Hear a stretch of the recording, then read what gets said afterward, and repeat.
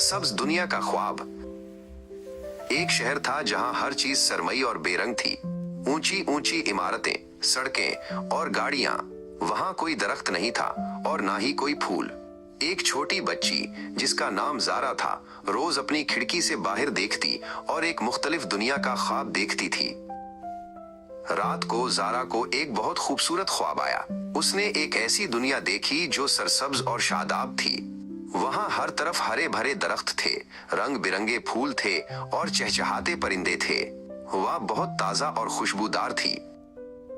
सुबह जब वो उठी तो उसे अपने ख्वाब की बहुत याद आई।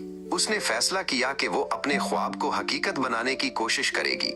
वो अपने घर के करीब एक छोटे से पार्क में गई जो बहुत सुनसान और गिर्द आलूद था।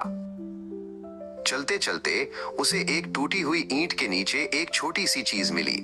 ये एक छोटा सा भूला हुआ बीज था। जारा ने उसे अपने हाथ में उठा लिया। जारा बीज को घर ले आई। उसने एक छोटा सा गमला और मिट्टी ली और एहतियात से उस बीज को उसमें बो दिया। फिर उसने उसे थोड़ा सा पानी दिया।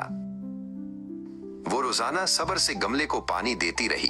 उसके दोस्त उसे देखने आए और उसके छोटे से गमले के बारे में तजस्सुस से पूछने लगे।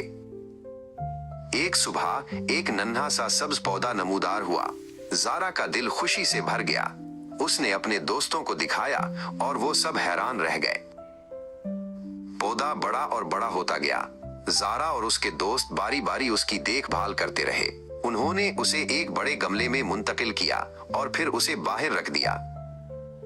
जल्द ही वो छोटा सा पौधा एक शानदार ऊंचा दरख्त बन गया।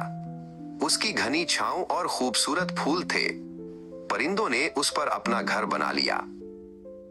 जारा के दरख्त से मुतासिर होकर शहर के लोगों ने भी अपने अपने बीज बोने शुरू कर दिए।